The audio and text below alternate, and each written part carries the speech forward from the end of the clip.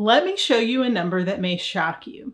If you get a home loan for $200,000, and let's just say you had a 6% interest rate and your monthly payment is $1,199, so $1,200. When you make that first monthly payment, guess how much of that actually goes toward paying off your mortgage? This is insane. Only $199 goes toward the mortgage. That means you pay $1,199 to the bank, and $1,000 of that first payment goes directly to them.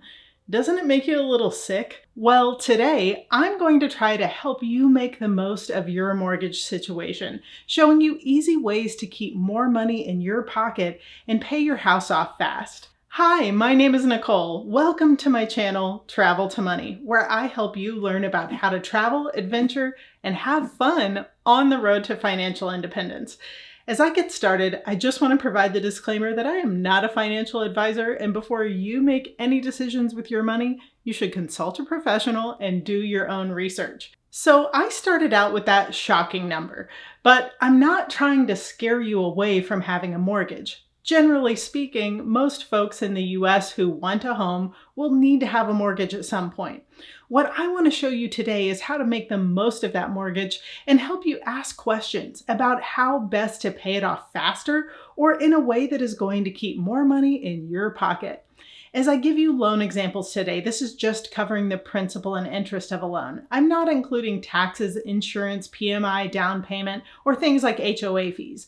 This is just the straight principal and interest part of the loan. If you want to follow along, you want to use something called an amortization calculator. It lets you calculate your loan with the interest amount that you're paying and allows you to add in extra payments as well. I have one available for you at traveltomoney.com/loan. First, let's just cover how much interest you would pay over the life of a loan. We're going to continue using the example from the beginning of a $200,000 loan at a 6% interest rate. Did you know that if you only make the minimum payments on this loan, you would end up paying over $231,000 in interest? That means for a $200,000 home, you end up paying over $431,000.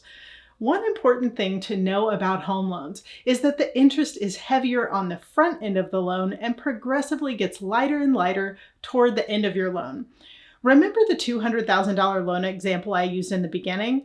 In that first payment example, $1,000 was going toward interest and about $200 was going toward the principal. But if you fast forward 30 years and look at the very last payment amount, assuming you hadn't made any extra payments, that very last payment is still $1,199, but this time $1,193 goes toward your principal and only about $6 goes toward interest. Now, if you just want to pay the exact same amount for 30 years and not pay off your loan early, this doesn't really matter. But if you want to pay your loan off early and save a lot in interest payments, you can make the biggest impact toward the beginning of your loan rather than midway through or at the end.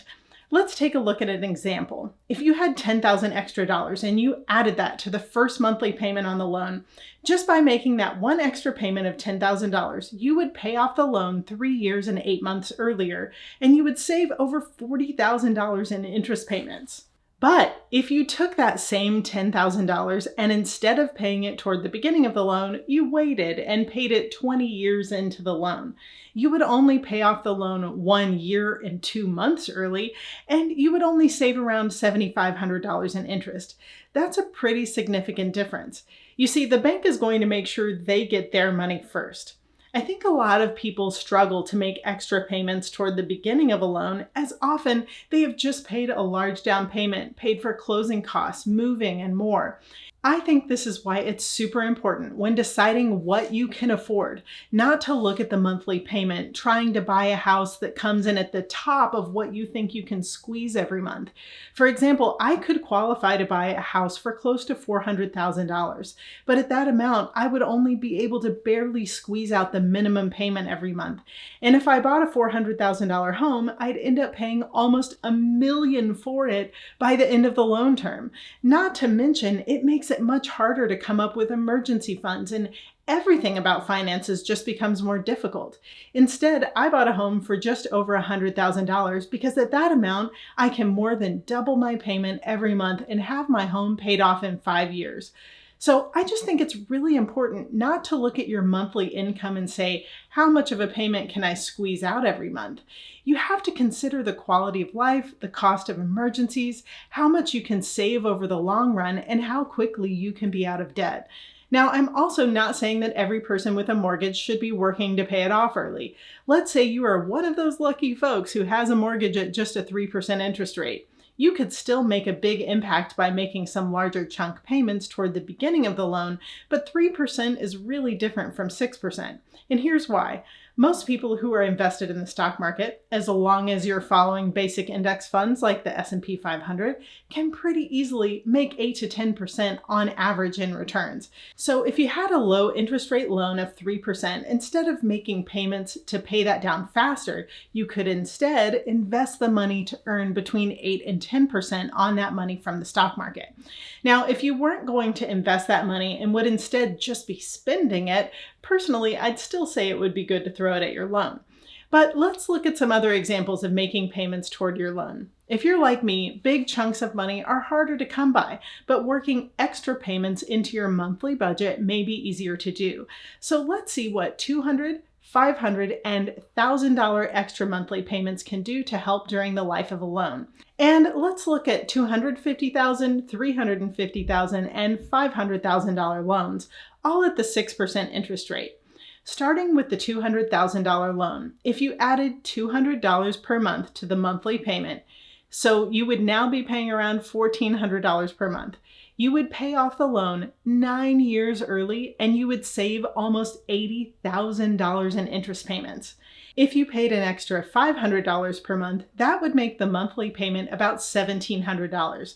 And in this case, you would pay off the loan 15 years and 1 month earlier, effectively cutting the life of the loan in half, and you'd save almost $130,000 in interest.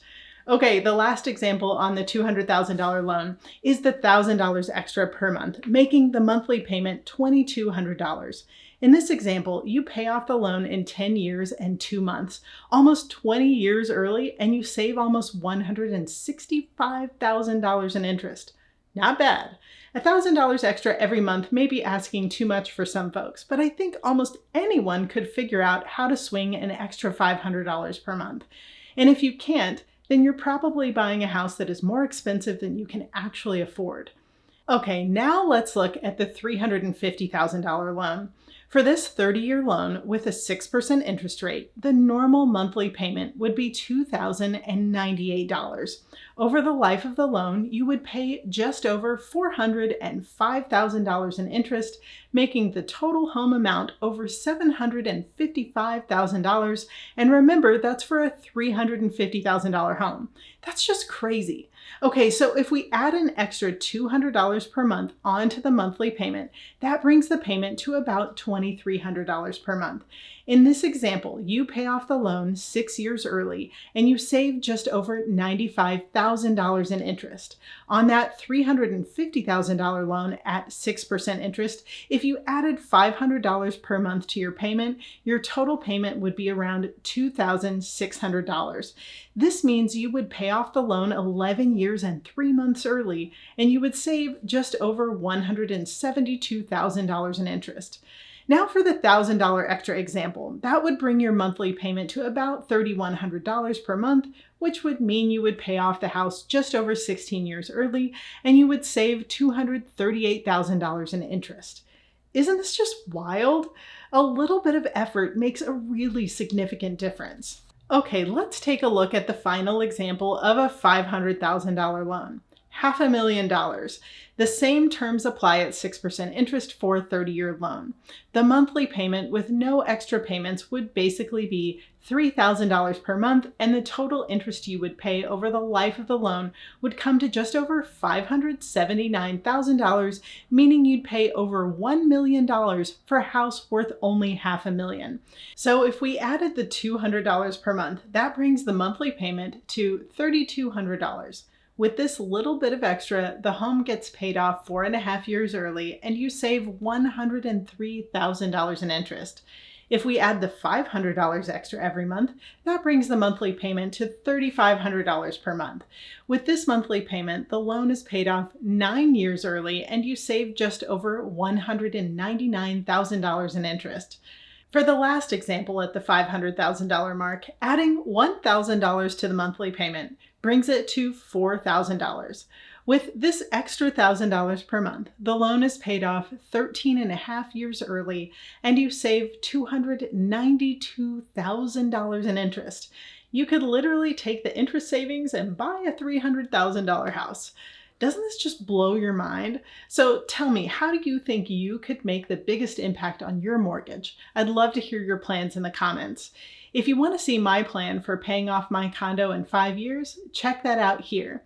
Do me a favor, like this video and subscribe to join me every day, where travel and adventure build financial freedom.